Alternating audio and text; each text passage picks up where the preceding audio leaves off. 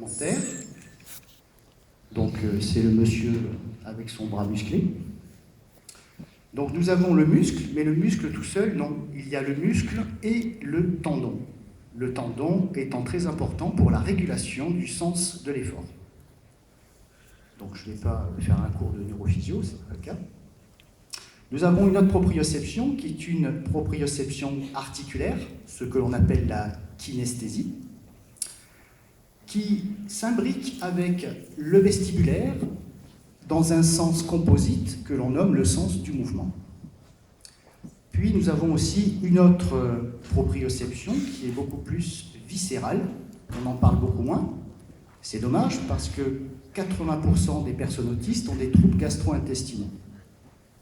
Alors je ne sais pas si vous, quand vous avez une gastrite ou des problèmes gastriques, si vous pouvez réellement vous concentrer. En tous les cas, il existe beaucoup de troubles gastro-intestinaux et cette proprioception est très importante pour stabiliser le comportement.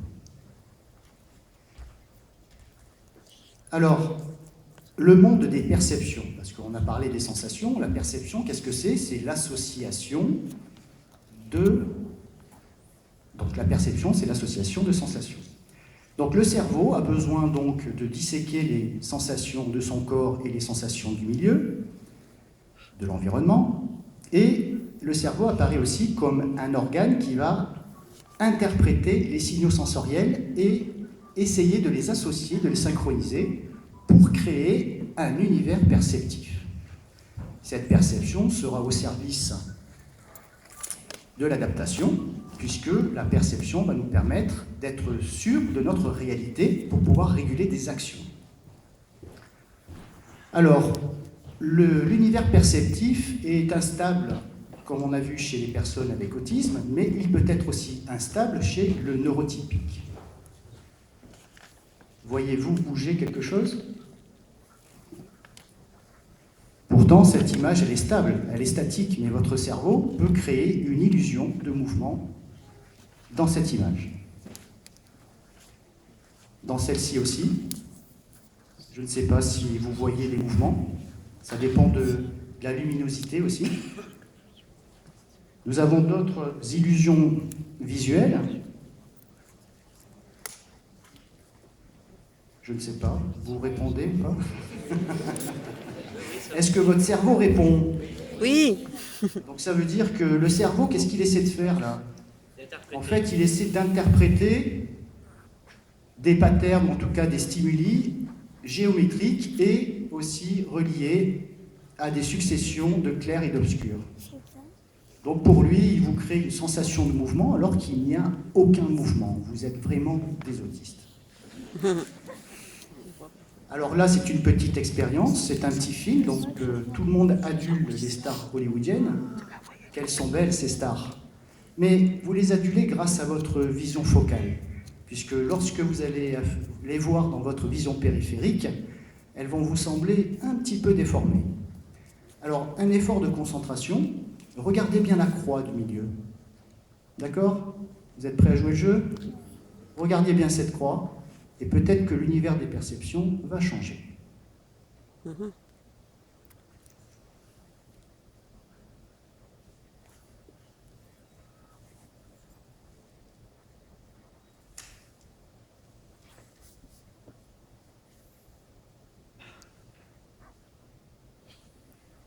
Ça fait peur.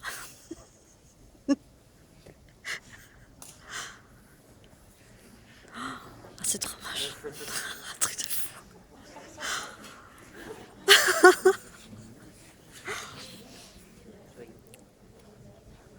Alors, lorsque vous ne pouvez utiliser votre vision focale sur un visage, c'est votre vision périphérique qui envoie à votre cerveau une représentation tout à fait différente.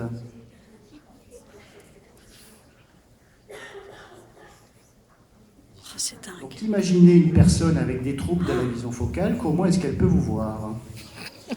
Waouh. Ah, c'est impressionnant. On va continuer dans ces illusions perceptives et dans ce monde perceptif instable et interprétable. Voici ici un cercle qui qui tourne, une roue qui tourne dans un cercle, s'agit-il réellement de boules qui tournent? Ou est-ce encore un petit jeu de votre cerveau? Et oui, vous allez remarquer que chaque boule bouge en fait sur une ligne droite.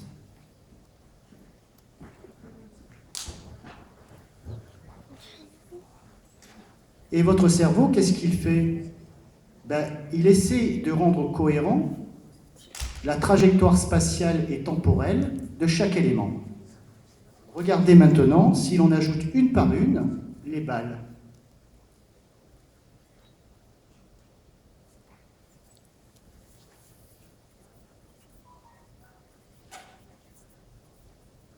Donc vous remarquerez qu'au plus on a d'éléments, au plus le cerveau essaie de créer une cohésion entre ces éléments.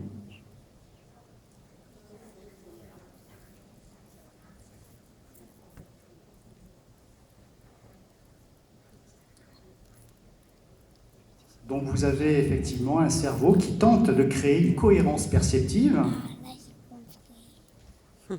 et qui interprète le monde de la réalité dans laquelle vous vous trouvez. C'est le truc qui fait, c'est le truc qui va.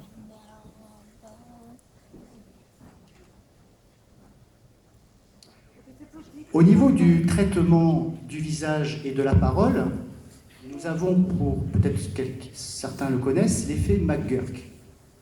Donc l'effet McGurk, c'est simplement une priorité de traitement visuel de la parole et une illusion auditive. Alors je vais un petit peu m'expliquer. Dans cette expérience, il y a un homme qui prononce une syllabe. D'accord? Et ensuite, nous allons garder cette syllabe et nous allons simplement mettre une autre image du bonhomme qui prononce une autre syllabe. Vous allez voir en fait que votre oreille va entendre d'autres syllabes alors qu'en fait c'est exactement la même syllabe qui est prononcée. Le système visuel est traité en priorité par le système nerveux et va changer la sonorité. Alors c'est un peu fin à saisir, mais vous allez voir que ça fonctionne.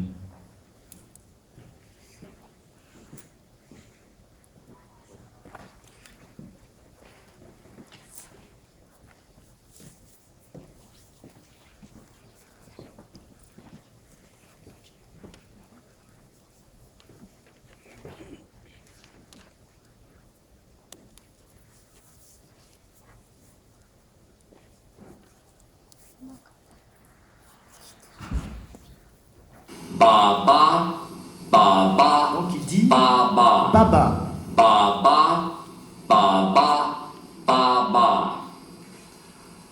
baba, baba, baba, baba. Regardez bien la bouche. Baba, baba, baba, baba, baba, baba, baba, baba. Baba, baba, baba, baba, baba, baba, baba, baba, baba, baba, baba, baba. Je ne sais pas si ça a bien fonctionné avec vous, il faut bien regarder la bouche. Et lorsqu'en fait la personne dit baba et qu'on voit baba, ça sonne baba. Par contre, s'il dit vava, enfin, avec sa bouche alors qu'on entend baba, le cerveau interprète vava, alors qu'il dit baba. Et dada aussi. Donc ça veut dire qu'il y a des processus que l'on ne connaît pas très bien, que l'on appelle des illusions perceptives, mais qui sont des systèmes de priorité, de processus de traitement du cerveau pour interpréter votre réalité. Donc imaginons une personne autiste avec des difficultés de traitement du langage, de communication non verbale, en tout cas d'identification des expressions faciales. Alors au niveau de la communication, ça ne facilite pas les choses. Donc on va aller un peu plus loin. Donc maintenant une immersion sensorielle très très désagréable. Alors les esprits sensibles s'abstenir, fermez les yeux. Donc vous allez voir un pattern visuel, vous allez bien le fixer. Et une fois que vous avez fixé pendant à peu près 1 minute ce pattern, je vous demanderai simplement de regarder un objet ou même votre main pour regarder quelle apparence prend votre main. Ah ouais, j'ai déjà fait ça, fait flipper ça.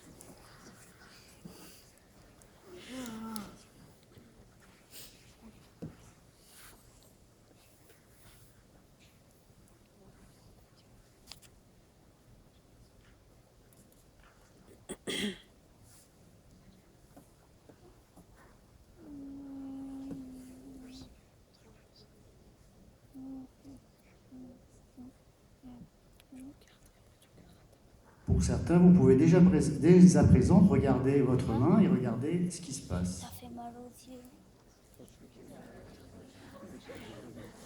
Ça fait quoi? Vous pouvez rééditer l'expérience, ça fonctionne tout le temps. C'est quoi? Donc imaginez des autistes avec des problèmes de flux sensoriel de la vision périphérique. Imaginez ces personnes en train de regarder votre environnement ou leur environnement. Peut-être qu'ils voient des choses bouger alors qu'elles sont statiques. Moi, je vois ma main qui bouge. Je serais triste. Donc on va arrêter là parce que Ça fait quoi? on se sent bizarre En fait, je finalement voyais dans ma main cette qui se réalité-là. qui se rétrécit à l'intérieur. Alors voilà, c'était juste pour vous dire que J'avais fait je avec un peux autre truc, réussir en fait, quand je mets ma à main, ça faisait manipuler vos perceptions et peut-être à créer une salle sensorielle dans laquelle vous allez peut-être développer des stéréotypies afin de vous sortir de certaines perceptions désagréables. Alors, au niveau de l'univers sensoriel, celui qui crée nos perceptions, le cerveau développe un processus que l'on appelle la modulation sensorielle. Cette modulation, c'est la possibilité de régler l'intensité, l'amplitude, la temporalité ou la spatialisation des stimulations sensorielles et aussi de synchroniser les sensations entre elles. Nous avons parlé tout à l'heure de transmodalité.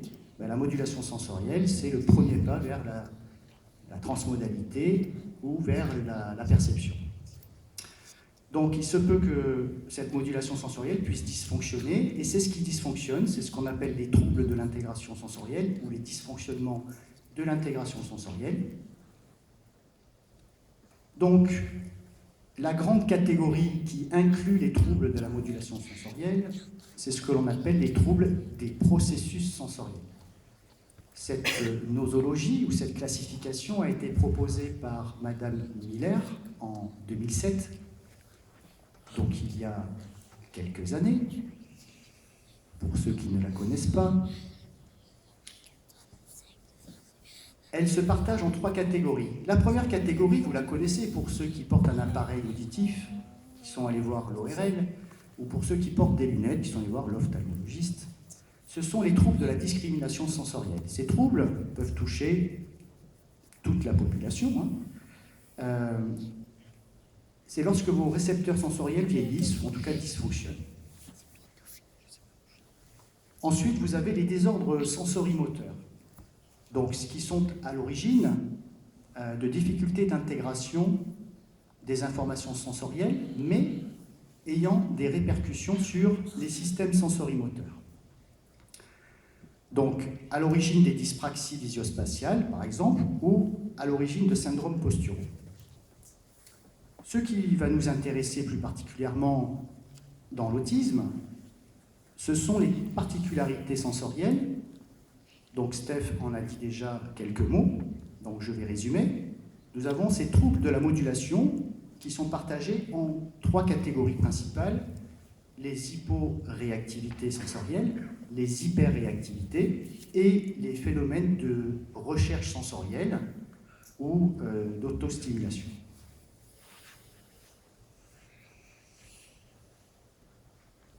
Donc, il existe une typologie des troubles de la modulation sensorielle que l'on peut diviser en 4 petits carrés. Les hyperréactivités qui créent quoi? Des aversions. Lorsqu'on a des hyperréactivités sensorielles, on a un univers qui est très agressif et qui est très dérangeant et qui nous empêche finalement de l'appréhender et de le contrôler ou de le manipuler. Donc, beaucoup de personnes autistes ont des comportements défensifs. C'est comme si on vous donne une gifle. Je ne pense pas que vous allez tendre l'autre joue, même si c'est marqué dans un certain livre. Nous avons d'un autre côté des hyporéactivités qui laissent apparaître des comportements ou des attitudes de négligence et des attitudes de passivité.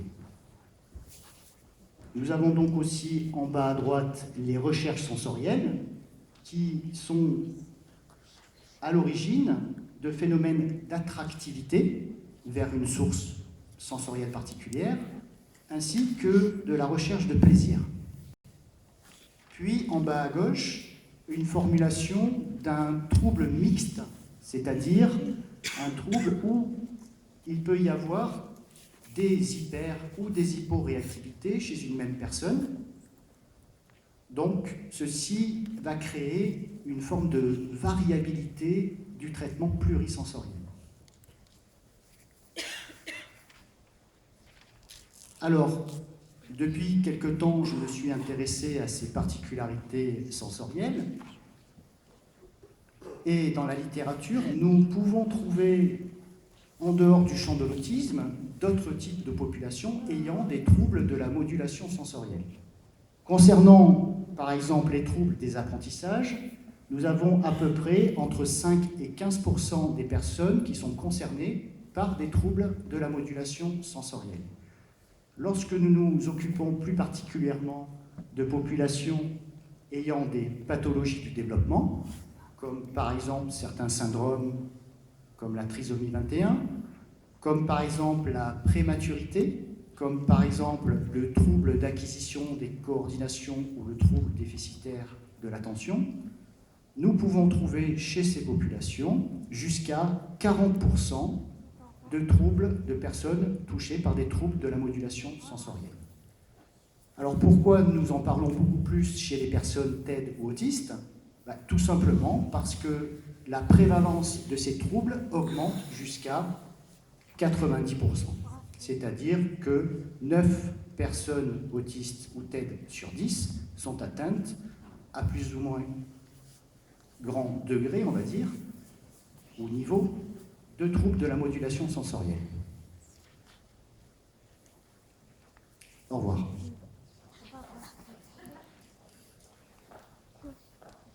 Alors, j'ai fait une petite étude avec une quarantaine de cas d'enfants autistes que j'ai sélectionnés, j'en ai sélectionné 30 qui avaient des forts troubles sensoriels. J'ai essayé de voir quelle était la prévalence des canaux sensoriels les plus touchés. Nous avons en fait en premier le canal proprioceptif. Donc nous n'en parlons pas beaucoup parce qu'on parle beaucoup d'hyperacousie par exemple, c'est-à-dire d'hypersensibilité acoustique, d'hyperréactivité auditive. On parle beaucoup de difficultés visuelles ou de troubles aussi tactiles, mais c'est vrai que la réalité proprioceptive, c'est-à-dire vestibulaire ou bien musculo-ligamentaire, est à considérer en premier lieu chez les personnes avec autisme. Alors en tant que psychomotricien, ceci ne m'a pas étonné, puisque ayant affaire à des troubles du développement moteur et psychomoteur, effectivement, le trouble du schéma corporel somesthésique ou proprioceptif est quelque chose dans lequel nous allons investir et qui seront à la source de problèmes posturomoteurs et de difficultés de gestion des coordinations motrices. Donc c'est pour ça que l'on peut faire des diagnostics, des diagnostics d'autisme avec des comorbidités, par exemple de dyspraxie de développement ou de troubles d'acquisition des coordinations ou de dysgraphie par exemple, parce que la proprioception impacte directement la régulation du tonus musculaire, et on en parlait un petit peu tout à l'heure avec l'hyperrigidité articulaire que certaines personnes autistes ont, parce qu'ils ont un système proprioceptif en fait qui est un peu désintégré. Il y a une espèce de désintégration. Je me rappelle un professeur de neurophysiologie proprioceptive qui me disait « la proprioception, c'est le sentiment d'incarnation ». Il avait bien raison, et on va dire que la plupart des autistes sont un peu désincarnés. C'est pour ça qu'ils ont des stratégies d'hyperrigidification du corps pour se sentir un petit peu plus incarnés en eux-mêmes. Alors, concernant les dysfonctionnements de la modulation sensorielle, quelles peuvent être leurs conséquences? Alors, elles sont multiples. Directement, elles ont une conséquence sur le développement, bien sûr. Ensuite, sur le comportement, puis sur les apprentissages, puis sur l'émotionnel, la capacité d'adaptation émotionnelle, et enfin sur l'affectif. Concernant le développement, nous voyons souvent associés à des dysfonctionnements de la modulation sensorielle des retards psychomoteurs, des retards de parole, des difficultés d'interaction et de relation à l'environnement. Au niveau du comportement, nous avons des stéréotypies qui peuvent être envahissantes ou auto-adaptatives, des agitations, des cris, des violences sur soi, sur autrui, sur les objets, et aussi des oppositions avec ou sans provocation. Nous avons aussi sur les apprentissages donc des comorbidités avec des dyslexies, des dyspraxies, des dysgraphies, des troubles de l'attention. Ensuite, sur le plan émotionnel, nous avons des réactions exagérées, des frustrations aiguës et chroniques aussi, des pleurs exagérés, des rires inadaptés et des colères inadaptées. Nous avons sur le plan affectif de l'irritabilité, des peurs incongrues, des phénomènes d'anxiété-état, des ritualisations et des rigidités. Alors, avant de traiter ou de lancer une thérapeutique sensorielle, il est essentiel d'évaluer. Alors, l'évaluation sensorielle, comment se fait-elle? Alors, il ne faut pas traiter uniquement des problèmes de modulation. Il faut traiter de l'ensemble des processus sensoriels. D'où, regardez bien, surtout je parle de ceux qui travaillent en institution, regardez bien les dossiers dans lesquels il manque énormément d'examens de base, qui sont des examens ORL, ophtalmologiques, et aussi des examens qui dépendent de la neurologie. Puisqu'il y a beaucoup d'enfants, par exemple quelqu'un qui a une surdité, qui n'est pas reconnu ou identifié, peut développer des comportements autistiques. D'accord? Donc, quelqu'un qui a une diplopie, c'est-à-dire une dissociation des deux yeux dans leur motricité et qui crée, si vous voulez, une vision double, peut développer lui aussi des stéréotypies et des caractéristiques autistiques. Donc il est indispensable de voir si les récepteurs fonctionnent avant de dire que c'est un trouble de la modulation sensorielle. Ensuite, il y a les examens orthoptiques, les examens du psychomotricien et du posturologue qui sont indispensables afin de se rendre compte du bon fonctionnement sensorimoteur. Puis, nous avons le psychomotricien, l'ergothérapeute, voire le psychologue, qui peut essayer d'utiliser une utilisation de questionnaires pour mettre en évidence un trouble de la modulation sensorielle. Donc, pour cette modulation, il existe effectivement des questionnaires de profil sensoriel, qui sont principalement le questionnaire de Dunn, qui vient d'être réactualisé en 2016, puisqu'au départ, il concernait des enfants à peu près de 5 à 11 ans, et actuellement, donc, la réactualisation permet de faire un diagnostic beaucoup plus précoce à partir de la naissance jusqu'à l'âge de 17 ans. Nous avons aussi le questionnaire de Bogdachina et le questionnaire de l'ESA qui a été développé par Claire Degène pour les troubles sensoriels de l'adulte. Alors, lorsque nous avons bien sûr fait tous ces examens ainsi que d'autres petites choses dont je ne vous parlerai pas aujourd'hui, nous pouvons mettre en place des mesures thérapeutiques et orienter l'utilisation d'outils et de techniques. Car il ne suffit pas de donner, comme disait Steph, une babale à un enfant autiste pour qu'il puisse se calmer, il risque même de la manger. Donc, l'évaluation est primordiale pour connaître le fonctionnement et le dysfonctionnement de la personne, car chaque personne va fonctionner d'une manière différente. Et ensuite, nous avons bien sûr des modèles et des protocoles globaux, mais nous allons individualiser les mesures thérapeutiques et individualiser l'orientation d'utilisation de certains outils et de certaines techniques. Il existe donc la mise en place de protocoles et de programmes, ainsi que des formations professionnelles par an et des phénomènes de supervision et de réactualisation des suivis. Donc, vous voyez, c'est un processus, en fait, que de considérer les troubles de la sensorialité. Il ne s'agit pas d'observer des stéréotypies, mais il s'agit d'évaluer la discrimination, la sensorimotricité, la modulation, et ensuite de réfléchir aux liens qu'il y a avec le comportement de la personne.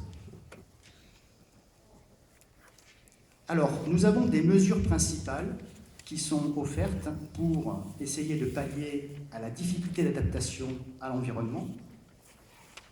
Tout d'abord, les mesures de protection. Ensuite, les mesures de structuration de l'environnement. Et pour terminer, les mesures de traitement. Les mesures de protection ont pour objectif principal de contrer les hyperréactivités sensorielles, afin de diminuer les aversions d'interaction avec le milieu, et ainsi de favoriser le mieux-être interactif avec le milieu. Les mesures de structuration, c'est tout simplement d'analyser l'univers sensoriel de l'environnement dans lequel évolue la personne et d'essayer d'améliorer les conditions sensorielles de cet environnement. Ceci a fait afin d'augmenter toujours le niveau d'interaction avec l'environnement. Les mesures de traitement, il s'agit d'adapter, d'équilibrer ou de renforcer le vécu sensoriel de la personne. Ceci ayant pour but d'augmenter le bien-être, bien sûr, et une répercussion se fait en général sur les processus de communication et de socialisation. Donc je ne vais pas donner des recettes de cuisine, puisque, comme je vous l'avais bien compris, l'évaluation sensorielle doit être très précise pour ensuite connaître le fonctionnement spécifique de la personne afin d'orienter des mesures spécifiques pour la personne. Je vous offre quelques exemples d'outils. Pour l'audition, par exemple, nous avons des cloisons sonores qui permettent d'isoler la personne du bruit ambiant, surtout dans les institutions où on a des salles très très grandes souvent, et aussi des groupes d'enfants assez importants. Il existe des protections auditives très discrètes, du type bouchon de silicone, qui filtrent en fait les fréquences, et qui n'obturent pas toute l'audition, bien sûr. Ensuite, vous avez d'autres types de produits qui sont à la fois un peu discrets, donc des protections que l'on utilise en piscine, et aussi des casques de protection que l'on peut utiliser aussi à la maison. Au niveau de la proprioception et de la somesthésie, nous avons des brosses. Donc ça, c'est pour le protocole de Wildbarger. Donc c'est un protocole où on doit faire des brossages de la personne, mais attention, on ne peut pas l'appliquer n'importe quand, n'importe comment et à n'importe qui, surtout à une personne qui a un diagnostic d'hypersensibilité tactile superficielle. Nous avons aussi des vibreurs qui nous permettent de travailler sur la somesthésie beaucoup plus profonde. Nous avons aussi la proprioception vestibulaire avec des petits cocons hamacs. Nous pouvons avoir aussi des vestes strappées avec ce modèle gonflable qui permet d'exercer des pressions corporelles et d'agir sur les niveaux de vigilance ainsi que sur le niveau de contrôle émotionnel. Sur le plan visuel, nous avons beaucoup de ce qu'on appelle des effets scotopiques, c'est-à-dire là en ce moment, j'en ai un, c'est-à-dire je ne vous vois plus, vous êtes toujours là, avec tous les spots dans la figure, on a un phénomène de luminosité qui est trop importante et qui sature les récepteurs. Il faut vous dire qu'aux États-Unis, 14% de la population est atteinte de ce syndrome que l'on appelle le syndrome de Irlen. Donc, on a des lunettes spécifiques avec de la colorimétrie, avec un test de colorimétrie qui permet de contrer les effets de cette luminosité qui est très handicapante. Donc vous avez, je crois, Bill Gates qui en porte. D'ailleurs, je crois qu'il y a eu un diagnostic d'autisme Asperger. Alors, vous avez aussi au niveau des plafonniers et des néons des protections qui permettent de filtrer la luminosité qui peut être gênante. Vous avez aussi des pupitres qui permettent de rétablir ce qu'on appelle l'azimut visuel. Alors ça concerne aussi les troubles des apprentissages, hein, pas que l'autisme. Même vous, hein, vous pouvez, on utilise beaucoup avec les tablettes, hein, mais c'est comme les enfants qui ne veulent pas travailler à la maison, souvent vous leur mettez un pupitre incliné ou bien un tableau vertical et tout d'un coup ils se mettent à travailler. Et puis ils arrivent beaucoup mieux à mémoriser. Donc ce sont des facilitateurs pour le traitement visuel. Et puis vous avez aussi pour certains enfants qui manquent d'attention le fait d'avoir des tablettes luminescentes qui leur permettent aussi de mieux se concentrer sur les tâches. Alors, il existe des quantités d'outils, mais par contre, il faut adapter les outils aux particularités ou aux dysfonctionnements qui ont été diagnostiqués, bien sûr. Alors, afin de finir cet exposé, mon rôle, en fait, c'est essentiellement, actuellement, d'essayer d'informer au mieux et au plus des particularités sensorielles et de cette réalité. Et pour cela, donc, j'ai eu le bénéfice donc, de rencontrer des personnes autistes, donc, comme Steph, par exemple, et qui ont voulu participer d'une manière très généreuse à un petit questionnaire filmé. Donc, en fait, mon projet, c'est de faire un court-métrage qui sera fait donc prochainement avec plusieurs personnes autistes. Et aujourd'hui, je vous propose simplement en avant-première une petite bande-annonce de ce prochain court-métrage. À savoir que le montage a été fait par un enfant dyspraxique que j'ai traité et qui était un petit peu en dépression. Et en fait, depuis qu'il travaille avec moi, il renaît. Donc c'est Victor, merci Victor.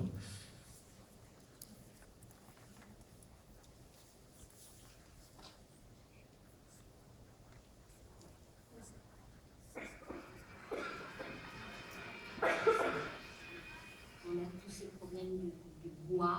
Moi je pense que le bois c'est quelque chose effectivement auquel les gens ne pensent pas tout de suite en termes d'intensité. Quand un néon commence aussi à être usé, il produit un bruit bien particulier qu'on peut percevoir si on n'est pas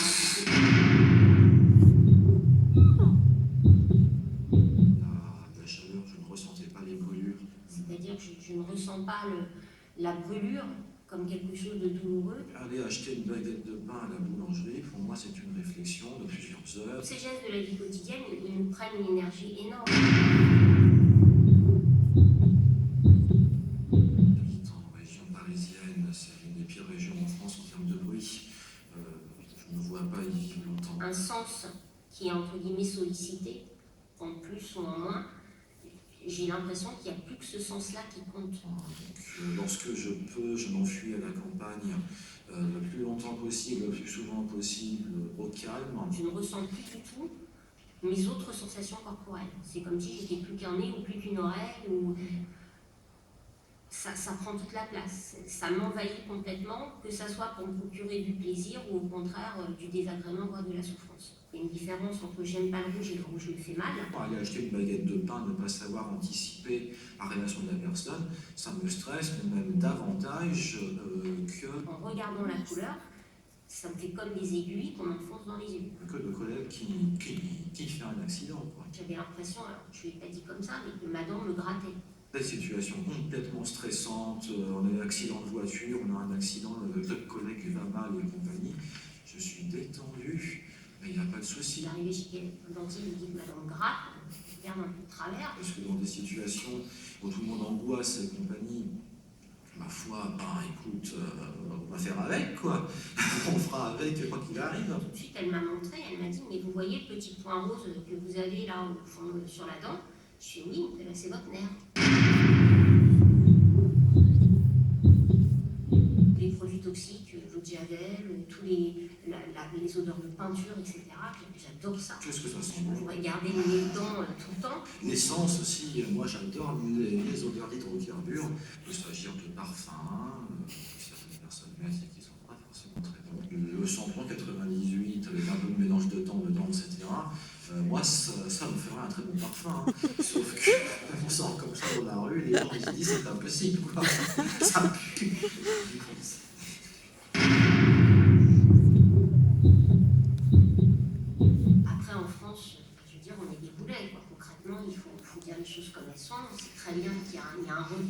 énorme. 50 ans de retard minimum. On se rend compte que c'est quelque chose qui est là depuis toujours. L'autisme est là depuis toujours, les perceptions sont là depuis toujours aussi. On a une sensation qui peut sembler un peu étrange, mais qu'on ne disait pas par exemple hyperactif, on allait dire turbulent ou intenable. C'est un budget d'être autiste.